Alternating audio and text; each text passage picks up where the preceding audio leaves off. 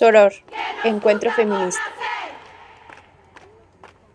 Y nuestro castigo es la violencia que ya ves. Bienvenidas y bienvenidos a tu programa Soror Encuentro Feminista. Este programa se transmite los jueves a las 7 de la noche y en su repetición el domingo a las 11 de la mañana. También recuerden que a partir de las 11 de la mañana del domingo estamos en nuestro canal de YouTube en Soror Encuentro Feminista. Damos la bienvenida con mucho gusto a nuestra directora técnica, a Carla Redondo, a Paris Paredes, director de producción de este programa, y en la voz les saluda con el gusto de siempre, Toika. Pues en esta ocasión recibimos con mucho gusto a la doctora Magdalena Krisinska Kaluza. Ella es Magdalena Krisinska Kaluzna. Es doctora habilitada en antropología. Trabaja como profesora investigadora en la Universidad de Wrocław, en Polonia, y actualmente realiza investigaciones en el campo de la antropología jurídica, principalmente sobre los casos de América Latina.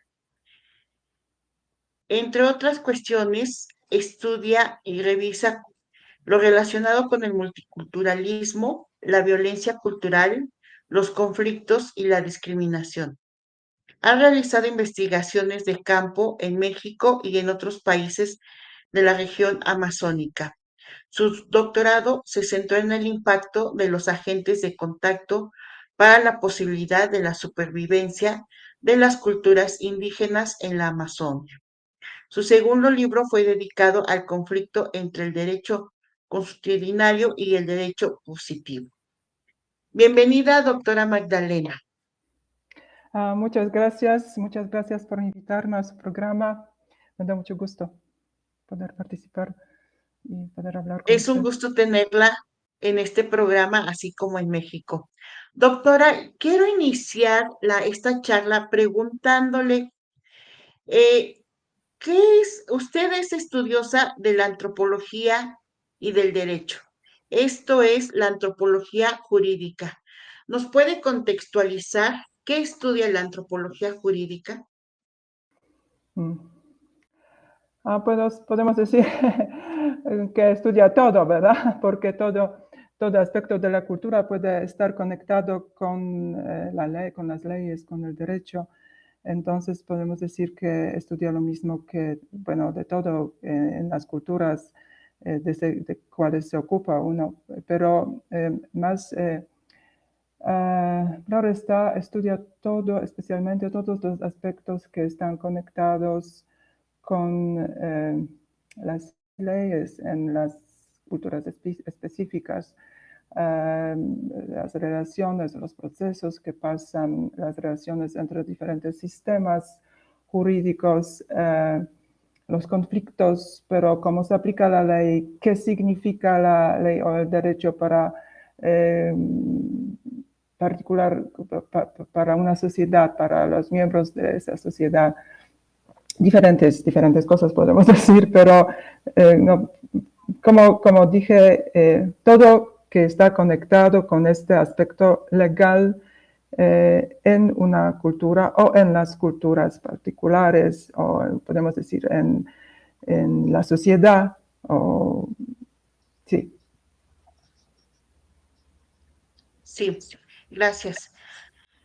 También te quiero preguntar cómo está esto del conflicto entre el derecho consuetudinario y el derecho positivo, pero antes de llegar hacia allá, que será como la última pregunta, le quiero pedir que nos explique qué es el derecho consuetudinario. Uh-huh. Pienso que no hay única explicación de eso. Se puede entender en diferentes maneras, como no hay única definición que es derecho o que es la ley.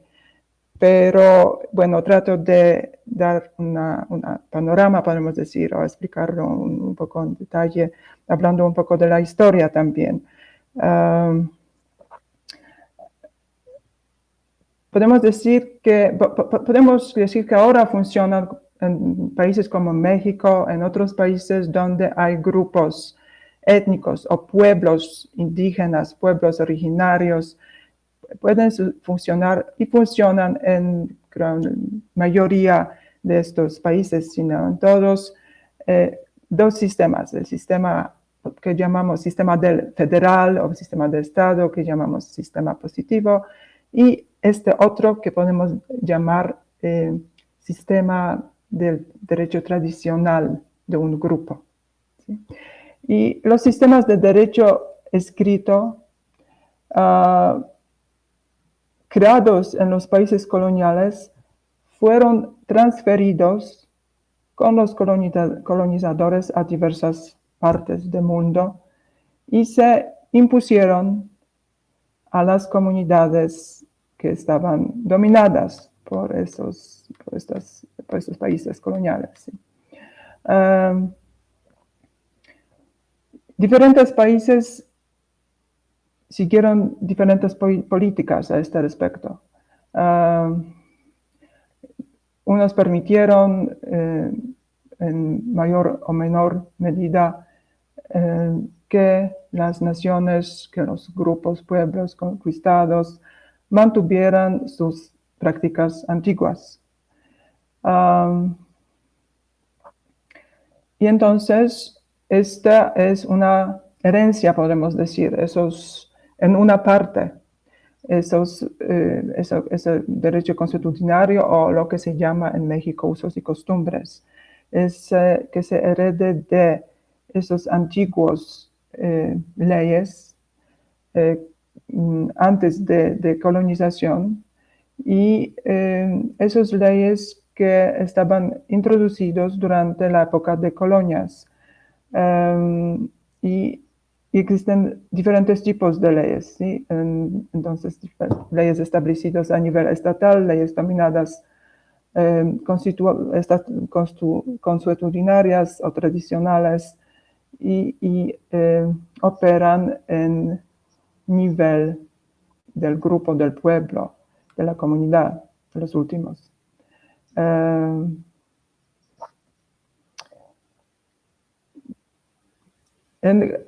Hablando de otros países, también podemos decir que en los países donde se reconoce el pluralismo jurídico, pueden aplicarse diferentes derechos, diferentes leyes a diferentes grupos religiosos, por ejemplo. En derecho hindú o islámico en la India, o puede aplicarse derecho escrito a determinadas áreas jurídicas, por ejemplo, en materia penal, el derecho positivo de derecho de Estado, o derecho consuetudinario que puede aplicarse, reservarse, por ejemplo, para la esfera familiar o la esfera de la comunidad. Especialmente ese derecho consuetudinario se dedica a regulaciones sobre el acceso a los recursos, por ejemplo, al agua, como yo puedo observar ahora en México. Sí, eso es una cuestión muy importante, distribución de la agua. Al intercambio o transferencia de bienes y servicios, también a cuestiones conectadas con la herencia en las familias, ¿sí? A veces a los delitos cometidos por los miembros de las comunidades, a los delitos cometidos contra la comunidad misma o contra persona. Se dedica a resolución de conflictos, disputas, a gestión, a unas diferentes aspectos del control entre la comunidad y también y relación entre las comunidades también.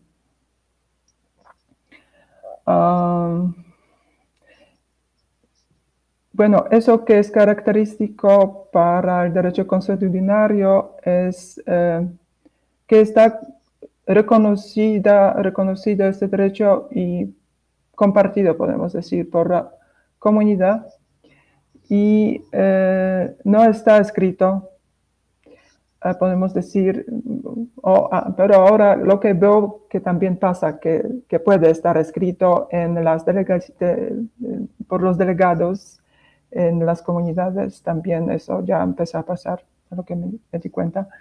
En general bueno, derecho positivo está manejado por el Estado y derecho consuetudinario está manejado, podemos decir, por las comunidades.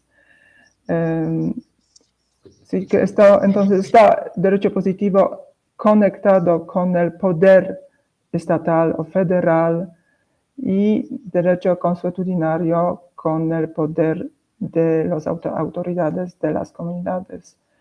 ¿Sí?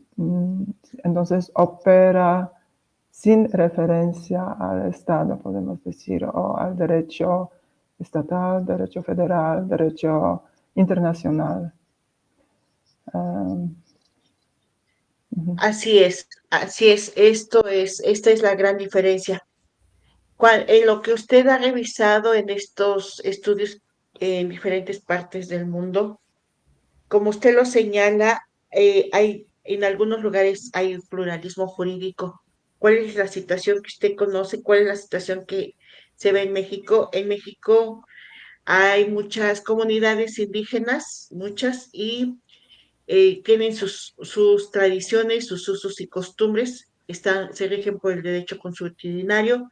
Sin embargo, aquí en México no tenemos, todavía el Estado no voltea a ver a estas comunidades como de una manera inclusiva, ¿no? En las cuestiones de el derecho, en las cuestiones, no me refiero a la legalidad, pero sí al derecho.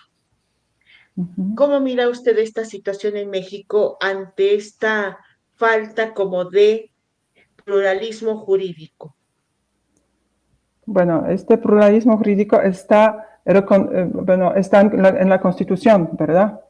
Está en Sí. acuerdos de San Andrés, ¿verdad? También. Pero parece que no siempre se puede aplicar porque la falta de la herramienta. Y eso es, pero no sé si, aquí estoy trabajando ahora en el campo y no puedo, a veces me vienen unas informaciones, pero no estoy segura qué estado ahora ya por votación ya los grupos indígenas van a hacer un, perdona, me faltan las palabras a veces por no estar mucho hablando español, el sujeto del derecho público, ¿sí? Pero no estoy segura si eso es la verdad. Pero hace unos, no sé, últimamente eso ha pasado, me dijeron mis informantes indígenas aquí, perdón, por eso pienso que la situación va a cambiar. No sé si muy rápido, pero parece que va a seguir cambiando, porque dicen que los recursos van a pasar directamente a las comunidades, no como hasta ahora pasan por los municipios. No sé si eso va a pasar o no, pero ojalá. Eso puede dejar a poder cambiar y introducir también las herramientas para que se aplique esa ley de plurinacionalidad y de la posibilidad de usar usos y costumbres podemos decir, plena forma por las comunidades. Sí. ¿Usted puede señalar algunos ejemplos de estados, de comunidades, de naciones donde sí exista, digamos, de manera más clara y eficiente el pluralismo jurídico? Sí, Bolivia y Ecuador están escritas también en la Constitución, que están en el mismo nivel que el derecho positivo, pero la cuestión es también si se aplican o no se aplican, ¿verdad? Pero en Colombia tienen muchas herramientas para armonizar este derecho positivo y derecho consuetudinario, pero la cosa es siempre es si cumple el Estado con sus responsabilidades y la cuestión de la violencia. Eso es también gran problema. La violencia por el Estado, la violencia en las comunidades, entre las comunidades y violencia, podemos decir, en general. Aquí en México tenemos este grave problema de la violencia, que Sí. no, la acción del Estado no es suficiente, en algunos casos es ausente, entonces parece como difícil hablar y pensar en que las comunidades puedan tener sus propios mecanismos, sus propias medidas para atender la violencia. ¿Usted lo cree posible? Pienso que en Michoacán pasa eso. No no conozco la situación muy en detalle, pero se crea mucho, pienso, estos grupos, bueno, se unieron las comunidades para insistir al pueblo, al Estado y para tener más fuerza para poder aplicar sus autonomías de las comunidades. Pienso que eso es en México, eso que pasa en Michoacán vale mucho entrar en eso y mirar eso en detalle, ¿sí? Las situaciones diferentes son en otros estados. Por ejemplo, pasé por Chiapas por los últimos días. Bueno, hace 2 semanas estuve en Chiapas y eso no sé cómo pueden superar la violencia las comunidades de allá, porque por la violencia que hay aquí de parte de los grupos armados, de los grupos conectados con el narcotráfico, también hay mucha violencia en unos lugares entre mismas comunidades o en mismas comunidades. Y eso no sé cómo se puede superar eso, ¿no? Es muy, muy difícil, como ustedes saben mejor que yo, qué pasa ahí, ¿verdad? Llegué una semana después de que mataron al padre Pérez. Entonces, sí, hablé con la gente desplazada que estaba en Chenaló, en una casa de cultura. Me contaron que ya están ahí, estaban ahí ya por 3 meses. Antes tenían que huir y estaban cerrados en casas de cultura de su mismo pueblo, con niños pequeños, con mujeres por 9 días sin agua. Tomaron agua de lluvia y estaban perseguidos por sus vecinos. Sí, entonces la situación es de veras muy difícil y como digo yo, ustedes lo saben mejor que yo. Solo lo menciono, sí, que esa situación como en Chiapas, por ejemplo, también posiblemente en otros lugares como en Guerrero, eso también posiblemente pasa. Y sin ayuda del Estado, no sé qué cambios pueden pasar, ¿no? Sí, usted ya tiene muchos años estudiando estos fenómenos, estas situaciones sociales, que en su opinión, doctora Magdalena, diría que estamos frente a una crisis en el sentido de que hay más situaciones de más gravedad o que frente a años anteriores estamos igual. No sé qué decir. Por ejemplo, por un lado, aquí donde estoy ahora, en Valle del Mezquital, pienso que en unas comunidades ya se superó ese problema de género, de tratamiento diferente de las mujeres por las asambleas, por ejemplo. Aquí donde estoy ahora, en Orizavita, hay delegados, mujeres y hombres, mujeres participan en las asambleas, tienen la misma voz. Pero también hay comunidades aquí mismo, son unas comunidades vecinas, podemos decir, o en municipios vecinos, donde en las asambleas hay solo hombres. Y que lo mismo pasa también en varias asambleas en Chiapas, que ahí hay muchos problemas de género. Hay muchísimos, se puede decir. Pero para aquí sí, la situación podemos decir que se mejoró, pero también todavía hay varias situaciones de las diferencias. Hablando de México, ¿quiere usted que hable de México o también de otros países de América Latina, por ejemplo? No sé qué estaba pensando, comento la situación en México en general. Bueno, porque quisiera hablar también de las diferencias ontológicas. Por esas diferencias ontológicas que en varias comunidades se cree todavía en brujos y en brujas. Y eso pienso que no cambió mucho, no ha cambiado mucho y que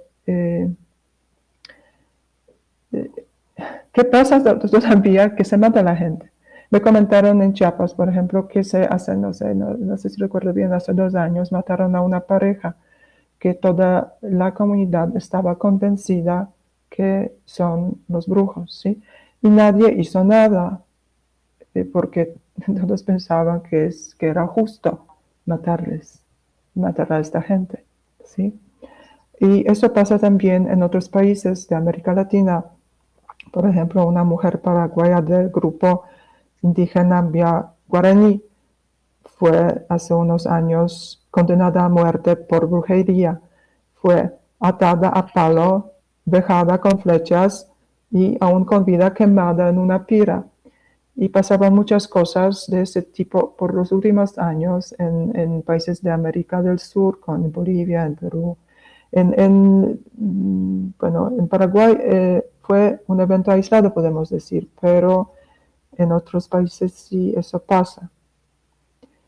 Y entonces no puedo decir que se mejoró la situación, porque yo no quiero decir que la realidad, nuestra realidad de nuestro pensamiento que viene de la época de positivismo, sí, que está basado en esta época y en esta forma de pensamiento, es único y podemos decir lo mejor. Pero si se mata a la gente en esa forma, sin ninguna posibilidad de darles la palabra, de explicarse, por ejemplo, ¿sí? Y parece muy difícil, ¿no? Y eso no puede pasar, este caso también a un juicio nacional o estatal, porque no se puede, ahí no hay ninguna posibilidad, no hay ninguna herramienta para poder juiciar una bruja, ¿verdad? También, eso es también el problema.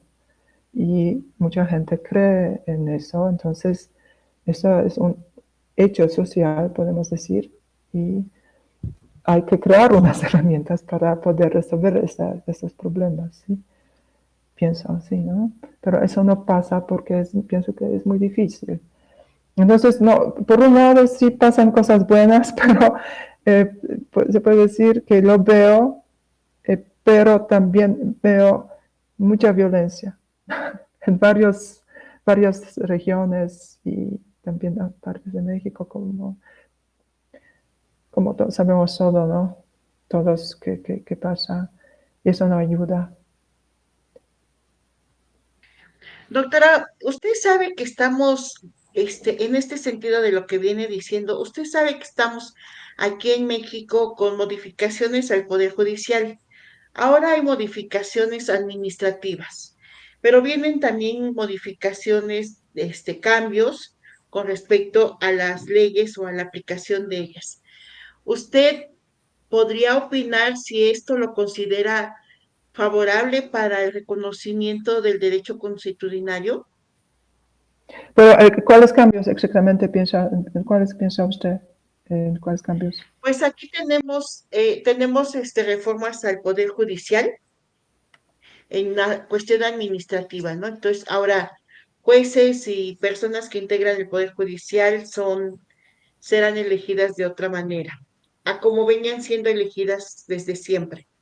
Pero también vienen cambios en leyes. No hay leyes que vengan específicamente sobre el derecho constitucional, o al menos me imagino que tal vez algunas se estarán gestando, no están todavía tan claras como usted lo acaba de señalar al principio de la charla, pero ¿considera usted por su experiencia en otros espacios, en otros territorios, que esto pudiera ser positivo, que pudiera ser bueno?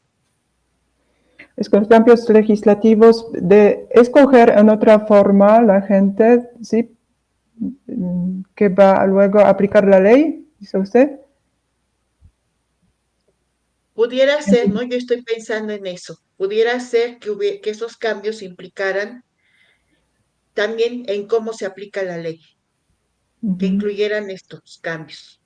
ujú. Porque yo no sé exactamente cuáles cambios serán, qué va a pasar exactamente, pero eso todo depende, pienso, esos cambios dependen de en cómo estaban pensados, a qué propósito. Bueno,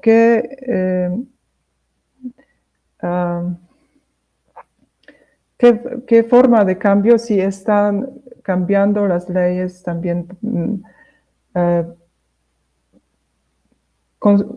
haciendo unas consultaciones con los grupos indígenas o no hacen estas consultaciones.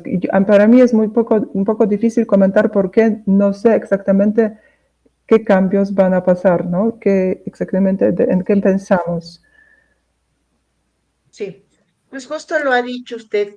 No se ha consultado a los pueblos indígenas, entonces estos cambios, pues como que en este momento, en estos primeros momentos, no les incluye, ¿no? No los incluye. Ujú. Entonces, bueno, esperemos que sea parte del proceso. Retomo también lo que usted viene comentando sobre la cuestión de los usos y costumbres transversalizados con el género, o la perspectiva de género transversalizada por los usos y costumbres que se han dejado en desventaja a las mujeres, ¿no? Ahora se puede decir que hay mayor participación de las mujeres en las tomas de decisiones en las comunidades, pero esto también tiene como un toma y da, porque también esto les ha hecho que sean mayormente afectadas por la violencia, ¿no? En Chiapas hay casos de mujeres que ya participan en la política, mujeres de comunidades, mujeres que han llegado a los espacios por ejemplo, de presidenta municipal, sí, principalmente, y que han vivido graves situaciones de violencia.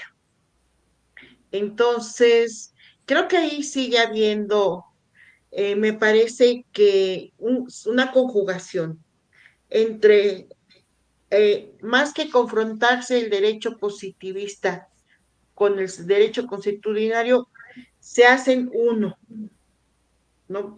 El derecho positivista deja de lado a las mujeres todavía hoy en día, aun cuando tenemos una ley de acceso de las mujeres a una vida libre de violencia, sigue habiendo violencia política eh, que está claramente atestiguada por el derecho positivista, ¿no? Y que en principio intenta hacer algo. Pero el derecho constitucional pareciera que toma este marco como una referencia para permitir o para soslayar la violencia política hacia las mujeres. ¿Ha observado usted estas situaciones? Sobre todo sucede en Chiapas y en muchas comunidades donde las mujeres quieren tomar la voz, donde las mujeres quieren tomar decisiones. Ujú. Sí, Me contaron sobre varios casos en Chiapas. Por ejemplo, unos casos graves.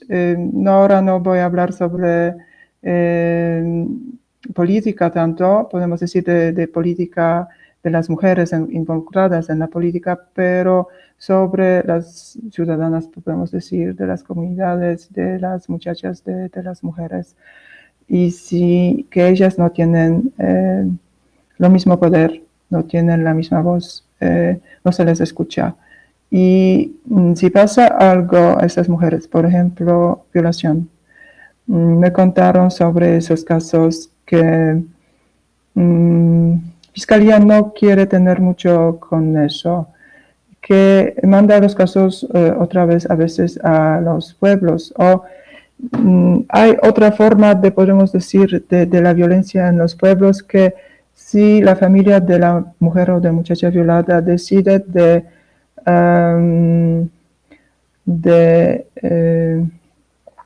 ir a la fiscalía a declarar, podemos decir, a ir a las autoridades municipales o estatales con ese caso, se la excluye luego de la comunidad. Y eso me parece muy, muy injusto, y que esto seguramente es una violación de derechos humanos, podemos decir, ¿verdad? Ese tratamiento de las mujeres, de las muchachas.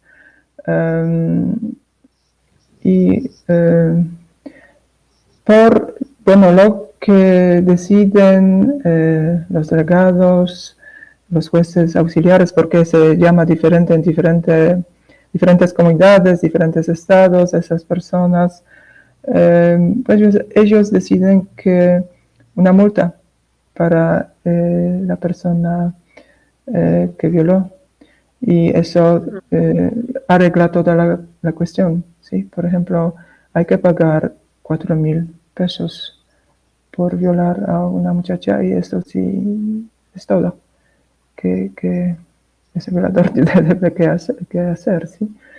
O la mejor situación para las familias y para las comunidades es que se casen esas personas, ¿sí? Y entonces, bueno, la cuestión ya no aparece más. Para la comunidad todo está arreglado. Claramente no para esa mujer o para esta muchacha. Sí. Y hay otros casos también me parecen difíciles, que por ejemplo, casos de separación entre mujeres, de esposos, que también prevalece, podemos decir, prevalece la voz del hombre siempre. Se escucha el hombre, o que quieren escuchar los testigos, a veces que no hay testigos de la violencia, pues sí, los testigos también mejor que son los hombres, que dicen sobre la violencia que pasó a la mujer, la violencia doméstica o cualquier otra cosa. Sí, eso. Y también me dijeron que las fiscalías prefieren mandar otra vez, si llega a la fiscalía, mandar estos casos a las comunidades, a las autoridades comunitarias, para que las resuelvan. Sí, y eso, pero también también estaba en una de estas comunidades donde no hay diferencia en Chiapas, no hay diferencia entre las mujeres y los hombres en las asambleas, que dicen que se trata muy serio la violencia doméstica, que ellos trabajan de esas ideas que trabajan tienen esas ideas, podemos decir, de zapatismo, que trabajan con eso, sí, en su mente, que también el pueblo creyente muy fuerte en Chiapas, y ellos también tienen sus reglas de igualdad de los hombres y de las mujeres. Pues podemos decir, hay diferentes movimientos y también hay cambios, pienso, muy positivos ahí, pero todavía sigue mucho de la violencia y desigualdad de género, si hablamos de esta cuestión. Sí, y también como basada en la discriminación de género, pero también basada en las demás discriminaciones. ¿Usted conoce esta película que habla de un hecho que sucedió en Puebla, en Canoa? La película se llama Canoa. Ya es de muchos años, de 1976. Sucedió aquí en México, en Puebla. No, ¿Conoces? no la conozco, no. Es muy interesante, digamos, es de uno de los primeros, tal vez de los primeros casos que se saben de cómo suceden estos hechos vergonzosos, que lastiman, muy violentos.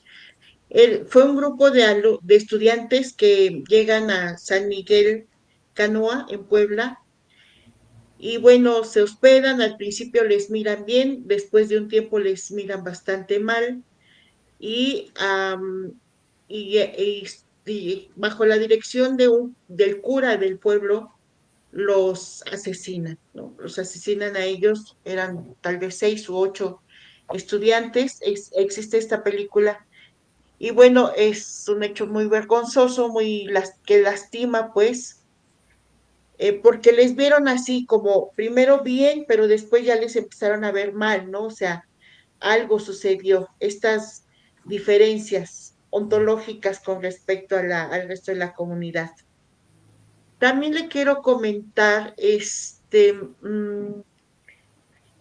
cuando hablamos de la violencia hacia las mujeres y hacia las niñas, pues hay tantos casos, pero fíjese, hay comunes denominadores.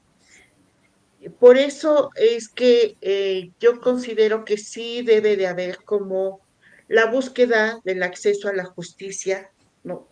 Y pues por lo regular cuando suceden casos de violencia hacia mujeres y niñas, la búsqueda del acceso a la justicia debe ser fuera de la comunidad, porque como usted bien lo señala, las sanciones pues dejar sin voz a la mujer, a las mujeres de la familia, de la persona, de la mujer agraviada, violentada, o bien Sí, escucharlas, pues, o bien pero escucharlas. Pero esto sucede en todos los espacios violentos. Si una alumna aquí en la Ciudad de México, por ejemplo, levanta la voz contra algún violador o algún agresor, en principio, ahora sucede cada vez menos porque en la ciudad, en las universidades hay protocolos, pero hasta hace poco, haga de cuenta que la comunidad, el, el colectivo de compañeros y compañeras, profesores, familiares, se abría y dejaban sola a la mujer, a la estudiante, a la joven violentada.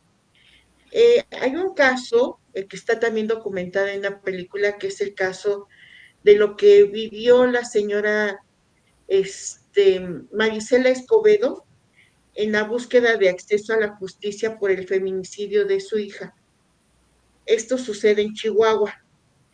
La película está bastante bien realizada y narra toda la experiencia de la señora Marisela Escobedo hasta que la asesinan a ella. La asesinan, pues se cree firmemente que es la misma, que su asesinato tiene que ver, también su feminicidio tiene que ver con las personas que asesinaron a su hija. Entonces, ella tuvo que salir, aun cuando ya habían asesinado a la señora, a la madre de la víctima, de la primera víctima de feminicidio, la familia tuvo que salir y solicitar asilo en Estados Unidos. Tuvo que salir de Chiapas. Entonces, yo sí, por supuesto que esto no debía de suceder, ¿no? La gente no tiene por qué perder, además de ser violentada, la familia no tendría por qué perder sus bienes, su patrimonio, su identidad, pero hace falta mucho para acceder a la justicia y a una justicia más allá de restaurativa, ¿no? A una justicia que sancione y que restaure. Pero sí yo creo que hay que buscar mejores accesos y mejores garantías en el acceso, pero sí sucede esto está incluso documentado como en esta película, de cómo la familia tiene que salir de la comunidad, la familia tiene que salir del pueblo o de la ciudad y trasladarse a otro territorio para vivir en seguridad, para vivir sin el riesgo de esta violencia. Así sucede en Chiapas y la gente pues tiene temor y entonces, sobre todo las mujeres, y entonces no llega la denuncia siquiera, ¿no? Ni siquiera llega la denuncia, mucho menos, pues no hay búsqueda de justicia. Sí. Yo pienso que también es problema de la violencia cultural, ¿verdad? Que tiene sus raíces muy, muy profundas. Y eso todo está en la lengua, en la música, en varios aspectos de la cultura, esa violencia contra las mujeres. Y bueno, por eso es tan difícil de superarla, ¿no? De erradicarla. Y yo recuerdo cuando estuve en México, es mi tercera vez en México, yo no he estado muchas veces, desafortunadamente aquí, pero primera vez llegué hace 35 años. Y fuimos con mi amiga a Chihuahua, estuvimos aquí, pero también fuimos a diferentes lugares. Y recuerdo que pasábamos y vimos en un bar, pasando, buscamos un lugar para comer algo y pasábamos cerca de un bar y ahí estaba escrito la entrada prohibida para los perros y para las mujeres. Fue la única vez que he visto cosas de este. Y cómo puedo decir que no, en mi país no me dedico mucho a, podemos decir, a causas conectadas con feminismo. Hay muchos grupos que se dedican a los derechos de las mujeres ahí, pero aquí cuando llego y veo eso todo, seguramente soy feminista porque veo eso, esas tragedias, podemos decir, lo que pasa a las mujeres, ¿sí? Aquí. Y sí, eso es si puedo comentar en cualquier forma, pero también hay algo que podemos llamar violencia simbólica, bueno, que uno adapta, las mujeres también adaptan esas posturas de machismo y también les usan y también perciben, no digo que todas, pero que sí hay, ¿verdad? El mundo con esos ojos por machismo, ¿no? Por machismo de los hombres impuesto a ellas desde niñas, porque para poder funcionar en este mundo se adaptan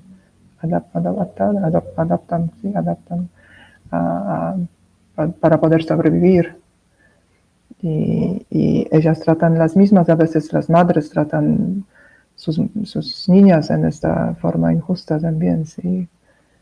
Eso es también muy duro, pienso, en estas situaciones que a veces la gente violada no tiene ayuda de su propia familia porque ellos no lo entienden, no entienden que eso, que esa violencia no es su culpa, que ella debe recibir ayuda de ellos, que ellos deben dar su respaldo, no sé si me explico bien, ¿sí?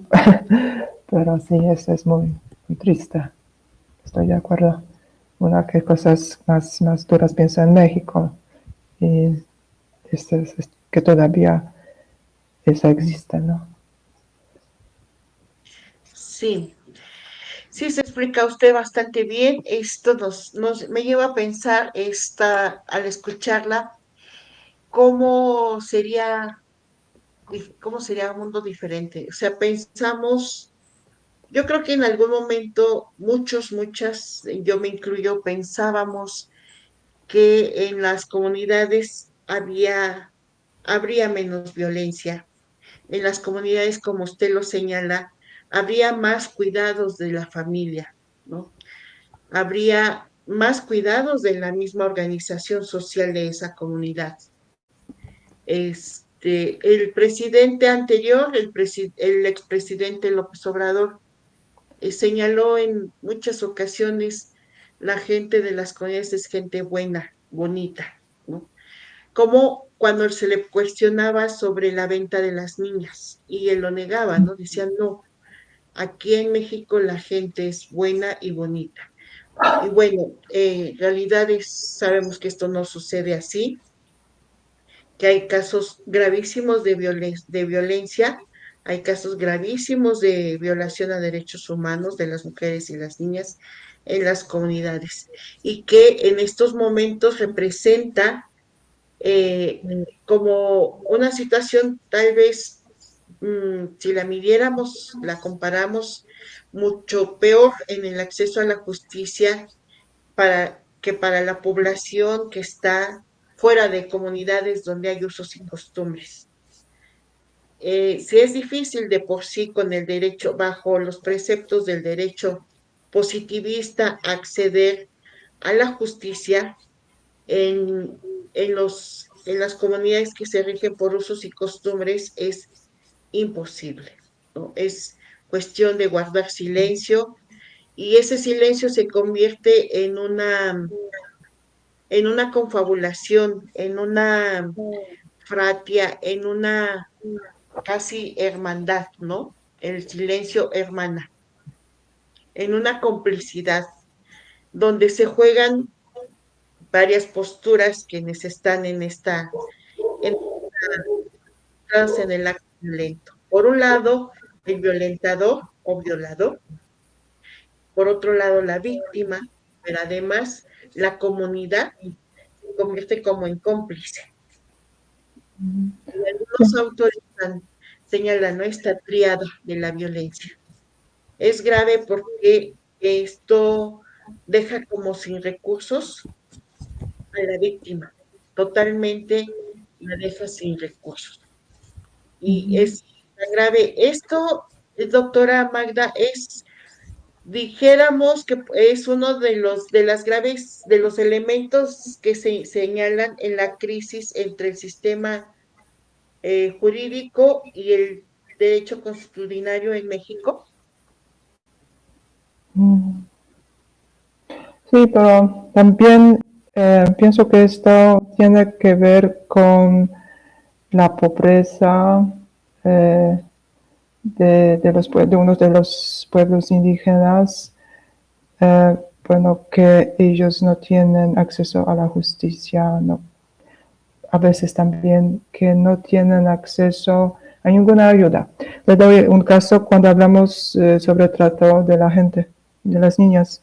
Yo ya no recuerdo dónde pasaba eso, pero me contaron, y sobre Guerrero pienso, y sobre Chihuahua, que llegaban la gente, en este caso los narcos, que se dedicaban a la trata de la gente, y decían, podemos llevar esas chicas o chicos con nosotros, o vamos a matar a todos los ustedes. Y entonces, ¿qué puede pasar? Ellos no tienen ninguna ayuda del Estado en este momento. Como me comentaba la gente desplazada en Chiapas, que sí, ejército estaba ahí. Pero como dijeron, ellos no reaccionaban en ninguna forma cuando sus vecinos les mataban o les hicieron están encarcelados en este centro de la cultura por 9 días sin comer. Y pues eso es también que podemos esperar si esa gente vive en las situaciones de violencia desde los siglos, ¿verdad? Ha vivido desde los siglos, sin justicia. Y eso es el contexto cultural, también pienso, cuál determina lo que pasa ahora. Uno de los contextos. Y ellos Sí, no están ajustándose, podemos decir, ¿verdad? Adaptándose. Bueno, un ser humano yo no pienso que es algo, una especie muy amable, podemos decir. Y escogemos lo bueno,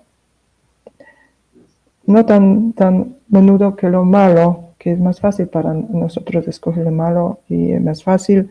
Queremos sobrevivir todos y luego pensamos en cómo sobrevivir unos con nosotros que teníamos esa ventaja de aprender de la gente que valiosa, no sé, honesta y de todo eso, que se puede cómo superar esa mal, ¿no? Pero unos otros que sufrieron desde su nacimiento, podemos decir, ¿no?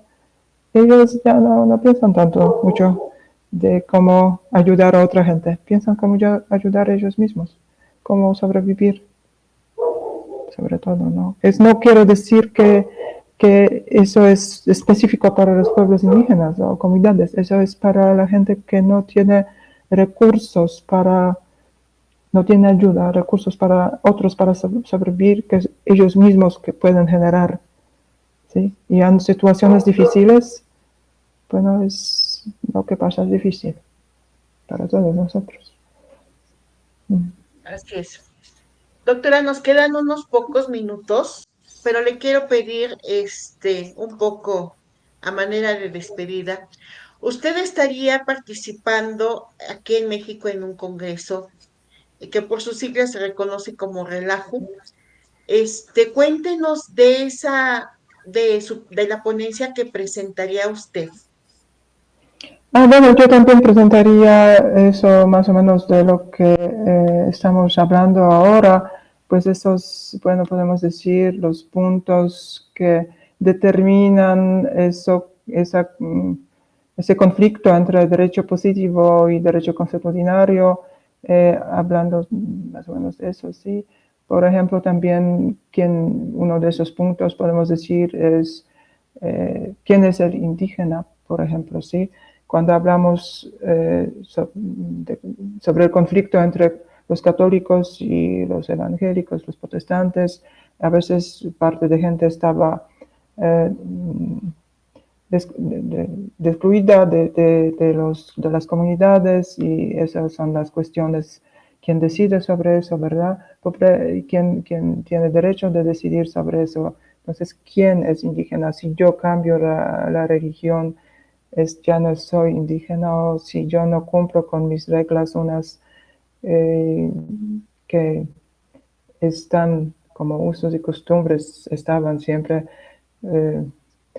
entonces ya no soy indígena, entonces, por ejemplo, de eso también hemos hablado, porque como mencioné, ya no hay ninguna definición única también en el nivel internacional, los mismos grupos, pueblos indígenas no la quieren, esa definición.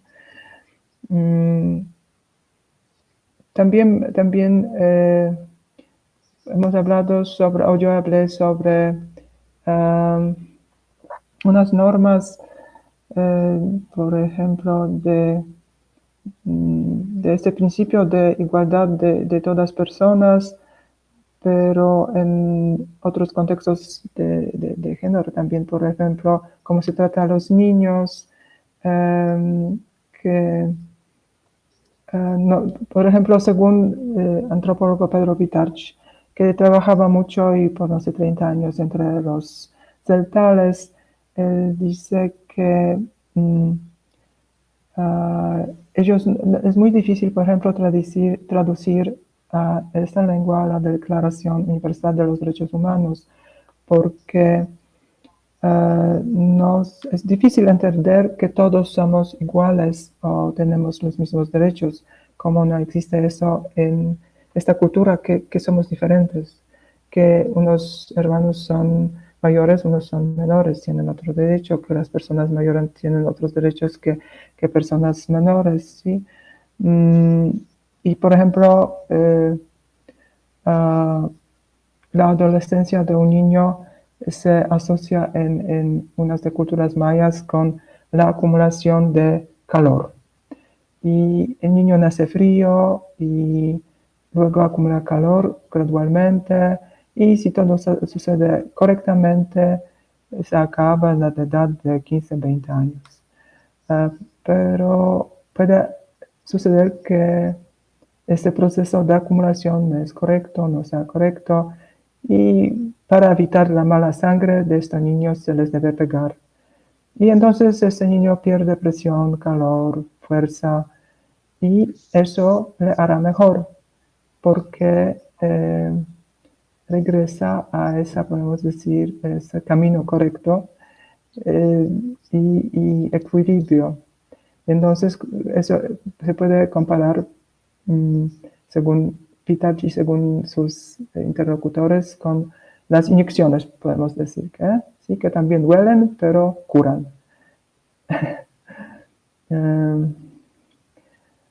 Sí, entonces, esa violencia para ellos es algo para podemos curar, ¿sí? Para curar a los niños, ¿no? Yo trabajé entre un grupo en Amazonía que sus usos y costumbres, podemos decir, era vengar. Si alguien mataba a uno de sus familiares, esa familia necesitaba vengar esa persona fallecida, y eso significaba que hay que matar a la gente de otro nexus, podemos decir, de otra comunidad, y se podía matar todos de esa comunidad, también los niños y mujeres, ¿no? Y eso fue una vez tratado por los especialistas de antropología jurídica. Una vez pasó ese tipo de masacre, mataron a unas 15 personas de un grupo aislado. Un grupo aislado fue tratado como su derecho, podemos decir, porque pasaba en su tierra, gustaba eso en su contexto cultural y todo eso, ¿no? Eso es muy, muy triste. Se equivocaron esos especialistas seguramente, porque 10 años después también unos de este grupo mataron todavía más de otro grupo aislado, ¿no? Pero ya fue reacción de Estado en este otro caso, ¿no? Pero hay podemos hablar de varias situaciones donde nosotros como los seres humanos percibimos nuestro destino en diferente forma. ¿Qué es la vida? ¿Quién es la persona? Que no solo quién es la persona indígena, pero quién es la persona, ¿no? También alguien que para nosotros podemos decir del mundo occidental es obvio que es la persona, pero no para todas las culturas significa lo mismo, ¿no? Que hay que cumplir con las reglas de la comunidad, y para ser persona o ser humano en plena forma, podemos decir, sí. También, ¿no? Hay muchas cuestiones que se puede discutir, pero también se puede, hablamos sobre las cosas tristes, pero también hay muchas cosas que podemos aprender, también hay que decir, de las comunidades diferentes de pueblos originarios, de pueblos indígenas, que tratan, por ejemplo, la gente en unos grupos que abusa a otra gente, que son la gente enferma, ¿sí? Y que toda la comunidad debe hacer un esfuerzo para curarlos, para que regresen a dejar esa mal camino, podemos decir, ¿sí? O forma de ser, de actuar. que no todos debemos, que no se debe, que no es bueno, podemos decir, cosa que buena mandar la gente por delincuencia menor a las cárceles, que la gente que hace esa delincuencia menor puede trabajar para lo bueno de la comunidad, hacer unos trabajos comunitarios, trabajos sociales, ¿verdad? Y, por ejemplo, eso también, hay varias comunidades donde todos tienen que ponerse de acuerdo, todos los miembros de la comunidad tienen que discutir hasta que todos están de acuerdo que hagamos en esta forma, en otra forma. Sí, también eso es algo que podemos aprender. Así es, doctora. Así es. Pues qué excelente charla hemos tenido con usted en esta ocasión. Esperamos que haya un siguiente momento para continuar la charla, sobre todo ahora que hemos llegado a este punto. También hay cuestiones muy rescatables, ¿no? Hablamos sobre las tristezas, sobre los delitos, sobre estas ausencias del Estado, pero también hay cosas que hay que aprender de ellos y retomar. Doctora, pues es un gusto tenerle por acá. Esperamos tener una siguiente oportunidad de charlar con usted. Despedimos a nuestro equipo de producción, a París Paredes, a Carla Arredondo. En la voz se despide Toica y pues hasta pronto, doctora. Hasta una próxima vez. Muchísimas gracias a ustedes, a los oyentes, al equipo técnico. Muchísimas gracias por invitarme. Gracias.